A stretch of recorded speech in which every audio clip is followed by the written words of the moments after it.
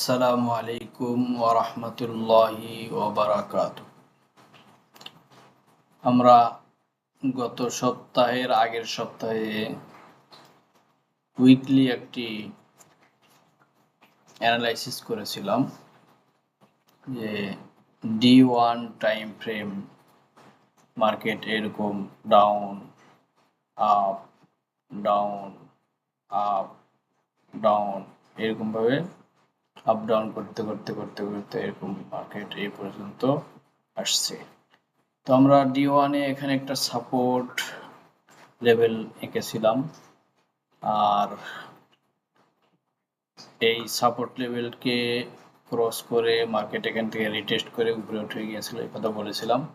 ঠিক এখানে এসে সে আগের সাপোর্টকে এখানে আগের সাপোর্টের জায়গায় একটা ডব্লিউ প্যাটার্ন তৈরি করে মার্কেট আবার উপরের দিকে গেছে, এবং এখান থেকে এটা একটা ডব্লিউ প্যাটার্নের নেকলাইন, এখান থেকে মার্কেটটা আবার উপরের দিকে যাওয়ার চেষ্টা করতেছে। সেই হিসাবে এই নেকলাইন যেহেতু এখানে একটা বুলিশ প্যাটার্ন তৈরি হয়েছে, এখান থেকে মার্কেট পরবর্তী রেজিস্ট্যান্স অর্থাৎ এই জায়গাটা এবং এই জায়গা, এই মোট কয়েকটি জায়গাতে একটা সাপোর্ট রেজিস্ট্যান্স জোন দেখা যাইতেছে। সেই হিসাবে এখান থেকে মার্কেট এই পর্যন্ত অর্থাৎ 4300 বা 4300 থেকে 4377 বা 4400 এই পর্যন্ত মার্কেট আবার যাওয়ার একটা সম্ভাবনা দেখা যাইতেছে। এটা আমরা D1 টাইম ফ্রেমে দেখলাম।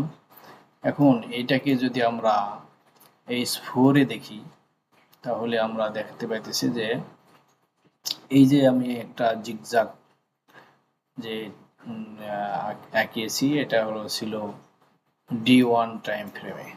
এখন এইটাকে যখন আমরা H4 প্যাটার্নে H4 চার্টে দেখতেছি, তখন আমরা মার্কেটটা এরকম দেখতেছি।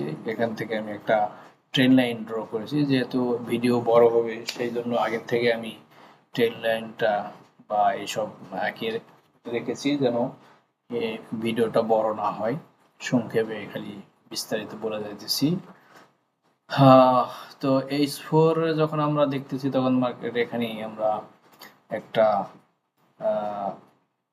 রেজিস্ট্যান্সে থেকে আবার নিচের দিকে আসছে, তারপরে এখানে আসে আবার একবার রেজিস্ট্যান্সে পুল ব্যাক করার পর এখান থেকে আবার নিচে আসছে, তারপর এখান থেকে যা দেখা গেল এই ট্রেন লাইনের এখানে আবার সে রিটেস্ট করে নিচে আসছে, তারপর এখানে এসে আবার রিটেস্ট করেছে, এখানে করেছে, ঠিক এখানেও এরকম করেছে। তো এখন এই ট্রেন লাইনটা খুব স্ট্রং একটা ট্রেন লাইন তৈরি করেছে।